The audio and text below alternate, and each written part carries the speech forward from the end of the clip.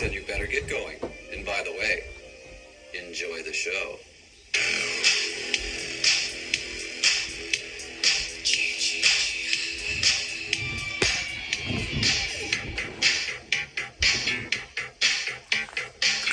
Hey guys, Custom Builder Hours 5-0 back again once again, and I'm sorry that I've been on hiatus for quite a while. There's been just a lot of stuff going on today, but if you can't tell by the music, today is Friday the 13th, one of my favorite months. In honor this guy right here. Now I know I said I would try to review for next year, but it's just been a lot going on. COVID, work, and everything. But never mind. Today I'll be reviewing the 2009 remake version of Jason from Friday the 13th, 2009. Now, if no one knows who Jason is, because who doesn't, he's the most iconic character out there. He is essentially the hockey mask maniac you all know and love, and been afraid of ever since you were a kid. I know I was. But he is just one of my favorites. This is actually my favorite version of him from that movie. But I know no one was a big fan of Platinum Dune's version of the take of the character, but he's still this one is still my favorite.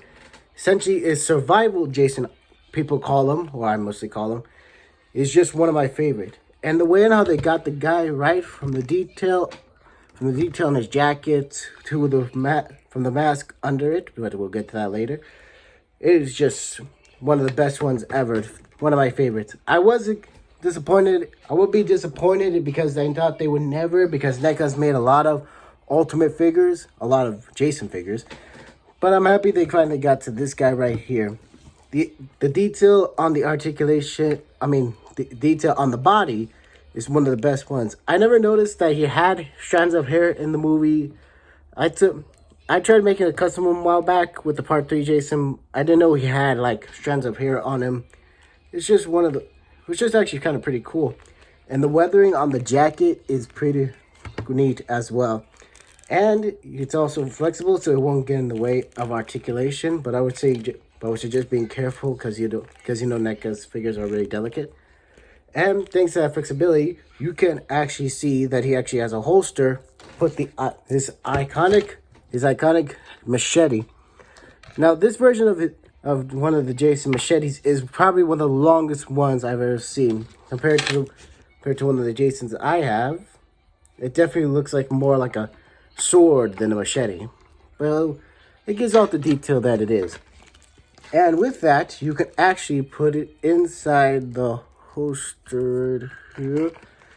And it fits pretty well and neat to give it so that you can let it hold it so you can use some of the other weapons that he has. For accessories, you get this little mini axe that you can actually hold that he used in the movie to throw at it. To use as a throwing weapon, which is kind of pretty neat. And you get this fire poker, which he used against the cop in the movie. I don't know if he used a fire poker. I think this belongs to one of my other figures, but if he does, leave your comments down below if he didn't. And for this other accessory, he uses like this hammer thing. This like, I don't know what this thing is called. Also leave your comments down below what the heck this thing is called. He used it against one of the teams that he slaughtered gruesomely. And what I think is one of the coolest accessories in this is you get his iconic burlap sack before he switches to his iconic hockey mask, which I gotta admit looks pretty dang neat. Little bit of detail, and it has that nice polishing finish to make it look all wooden and solid.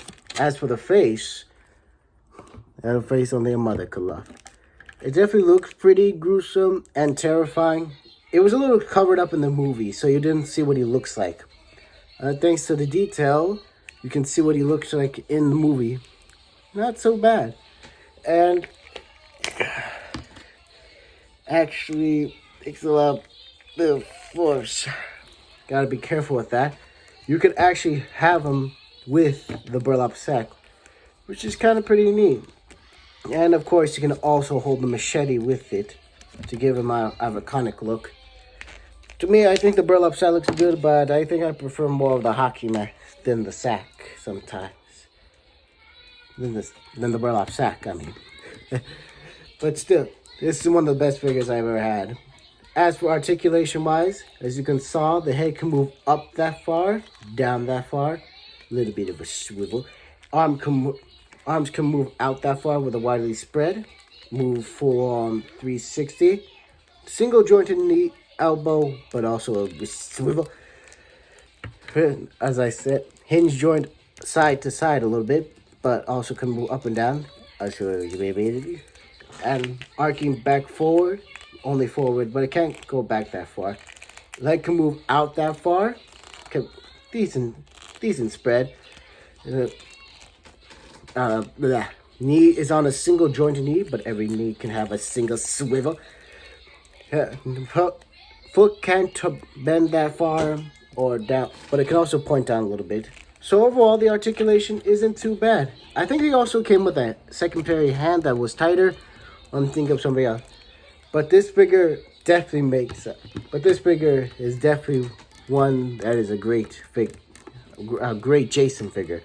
And it also kind of makes up for in size, but we'll see. Because here he is next to the last reviewer, Ava Unit 1. Definitely a lot taller than her. Here he is next to my Marvel Legends. Hang on. Here he is next to my Marvel Legends Shang-Chi, which he definitely towers over this guy. Here he is next to one of my other Jasons, Part 6 Jason. And which one do you guys think is the best one? Leave your comments down below. Which Jason do you think is much better? And this goes for all of them. And of course, here he is next to his movie rival, Michael. Which I think he is definitely, either these guys are the same height or they're different in size. And like I said, I'll try to get Michael's review out before his last time comes. So overall, this figure is one of the best Ultimate figures that Neca has made so far. And I'm happy I got to review for Friday the 13th on Jason's Day. If you guys like this video, make sure to leave a like, comment, and subscribe. And I'll see if I can try to post a little more back again. But anyway, see you guys next time, and happy Friday the 13th. Peace out.